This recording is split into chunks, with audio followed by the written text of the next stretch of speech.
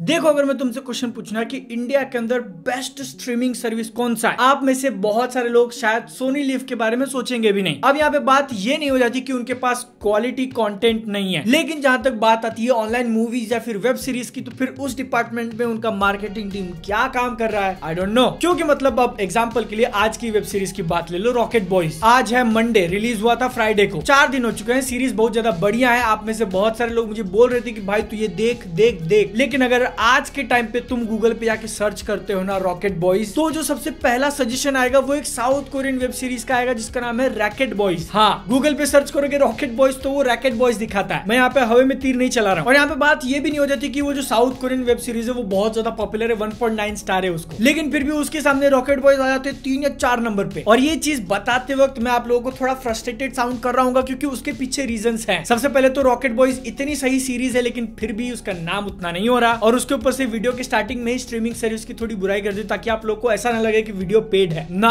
इस वीडियो के अंदर मैं जो भी बोलेगा मेरे पर्सनल विचार हैं, और अगर आप लोगों को भी ऐसे अनपेड फालतू की वीडियोस देखना पसंद है तो फिर चैनल को सब्सक्राइब करो। क्या यार, नया साल आ गया, 7 लाख कब होगा?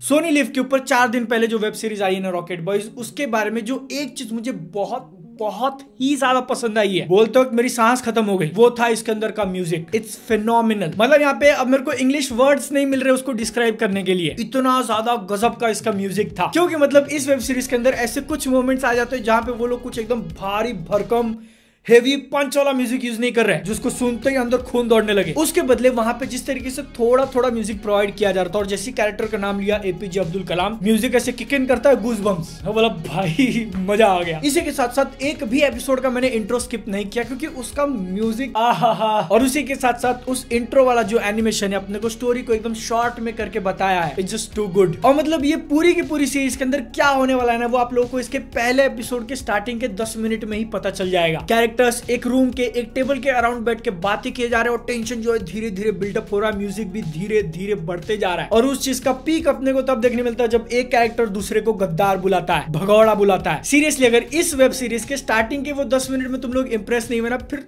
क्या चीज इंप्रेस करेगी तुमको? क्योंकि आगे चल के भी अपने को वही चीज देखने मिलेगी। अब तुम लोग सोच रहे हो कि भाई ये सीरीज है किसके बारे में, तो अगर आप लोगों ने अपनी जिंदगी में कभी इंस्टाग्राम, फेसबुक, ट्विटर चलाया, आपके सामने एक फोटो जरूर आई होगी जिसके ऊपर कैप्शंस में लिखा गया होगा कि ये देखो इंडिया का जो पहला मिसाइल था उसको साइकिल पे लेके गए थे। एक तरीके से समझ लो उसकी कहानी इस वेब सीरीज में दिखाई है। सीरीज का नाम रखा गया रॉकेट बॉयज। तो फिर इसके अंदर इंडिया के 2 बहुत ही ज्यादा इंपॉर्टेंट साइंटिस्ट के ऊपर फोकस किया है, होमी भाभा और विक्रम साराभाई। अब यहाँ पे अगर आप रॉकेट बॉयज बोल रहे हो तो फिर एपीजे अब्दुल कलाम भी आ जाता, और वो है, लेकिन स्टोरी का जो मेन फोकस है वो इन दोनों के ऊपर है। अब यहाँ पे इससे पहले कि तुम बहुत ज्यादा एक्सपेक्टेशंस लगा लो, एक चीज क्लियर कर दूं कि इसके अंदर एक्चुअल साइंस वाली चीजें बहुत कम दिखाई हैं। नहीं, इससे पहले कि कुछ मिसअंडरस्टैंडिंग हो, वो साइंटिस्ट ने क्या अचीव किया था ये जरूर दिखाया गया, लेकिन उसके पीछे का साइंस और उसका इंपॉर्टेंस कितना था इसके ऊपर बहुत ज्यादा फोकस नहीं किया। क्योंकि शायद अगर वो लोग एक्सप्लेन करने जाते तो फिर नॉर्मल पब्लिक जो है ना उनमें से आधे लोगों के दिमाग के ऊपर से निकल जाता, इसीलिए उन्होंने ट्राई नहीं किया। और जहां पे ट्राई किया है वहां पे चीजों को एक्सप्लेन करने की कोशिश नहीं की, जैसी चीजें हैं रियलिटी में ठीक वैसी बता दी। अगर आपको साइंस आता है तो समझ जाओगे, नहीं आता है तो समझ लो कि साइंस में कुछ बोला है, सुन के अच्छा लग गया। लेकिन उसी के साथ साथ ये वेब सीरीज एक काम बहुत बढ़िया करती कि जो हिस्टोरिकल चीजें हुई थी उनको जिस तरीके से दिखाया ना, आप देखने के बाद बिलीव कर लोगे कि हाँ एकदम ऐसे ही हुआ था। मैं ऐसा क्यों बोल रहा हूँ, क्योंकि वेब सीरीज है तो फिर थोड़ी बहुत क्रिएटिव लिबर्टी आप लोग पकड़ के चलो। चीजों को ड्रामेटिक बनाने के लिए कुछ सीन्स के अंदर राइटर्स ने एक्स्ट्रा एफर्ट अपनी तरफ से डाल दिए होंगे, इसीलिए जो बायोपिक या फिर हिस्टोरिकल इवेंट्स के ऊपर बेस्ड मूवी सीरीज होती है ना, उनको एकदम 100% ट्रू मान के नहीं चलना। लेकिन इस वेब सीरीज के केस में वो एकदम ज्यादा ट्रू फील होती हैं। आप जब इसको देखोगे तो फिर आपको लगेगा कि आप खुद वहां पे थे उस टाइम पे, 1940 से लेके 1960s तक, क्योंकि उन सीन्स को अपने सामने रखने के लिए बहुत बार वन टेक्स लिए गए हैं और वो काम करते हैं मोस्ट ऑफ द टाइम। एक पर्टिकुलर ऐसा सीन था जहाँ पे विक्रम साराभाई की शादी हो रही होती है और वहां पे उन्होंने जो वन टेक लिया है ना वो काम नहीं किया, थोड़ा बहुत क्रिंज लगा। और क्योंकि उसके कंपैरिजन में बाकी के वन टेक्स अच्छे हैं तो फिर ये इकलौता सीन फेल्ट लाइक अ सोर थंब। थोड़ी इंग्लिश बोल दी मैंने क्योंकि एक जमाने में टॉपर था मैं। इसके बाद जो कास्ट है वेब सीरीज की उनका काम भी एकदम ज्यादा जबरदस्त था। अब यहाँ पे अगर हर एक एक्टर का नाम लेके उसकी तारीफ करने जाऊंगा ना तो फिर मेरी वोकैबुलरी कम पड़ेगी, क्योंकि मेरे को 3-4 ही वर्ड आते हैं, मस्त जबरदस्त। और ऐसा काम सबने किया है। सिनेमेटोग्राफी के साथ साथ जो कैमरा वर्क की मैंने बात की वो भी बहुत ज्यादा बढ़िया था। सेट डिजाइन को देख के लगता नहीं है कि इस वेब सीरीज को बनाते टाइम पैसे खर्च करने में कुछ कमी दिखाई है। इश्यूज की अगर मैं बात करूं तो फिर ये वेब सीरीज कैरेक्टर्स के ऊपर इतना ज्यादा फोकस कर देती है कि उसके कारण वो साइंटिफिक एक्सपेरिमेंट, वो सारे सक्सेसफुल चीजें करने में उनको जो डिफिकल्टी आई थी वो देखने के लिए जो मैं गया था इस वेब सीरीज के अंदर, वो पूरी तरीके से दिखा नहीं। लेकिन फिर भी अगर आप लोगों ने मेरे बोलने के बाद ये वेब सीरीज देखी या फिर ऑलरेडी देख ली है, आप जब इसको खत्म करोगे और फाइनल क्रेडिट्स आपके सामने आएंगे तो सिर्फ एक इमोशन नहीं होगा आपके अंदर, सिर्फ एक नहीं बल्कि बहुत सारे। आप खुश भी होगे, आप दुखी भी होगे, आपको ऐसा लगेगा कि यार खत्म हो गया। तो ये जो है वो किसी भी एक रोलर कोस्टर राइड से कम नहीं फील होता इमोशनली बात करें तो। और अगर आप लोगों को क्वेश्चन आ रहा है कि क्या इस वेब सीरीज को फैमिली के साथ देख सकते हैं कि नहीं, तो फिर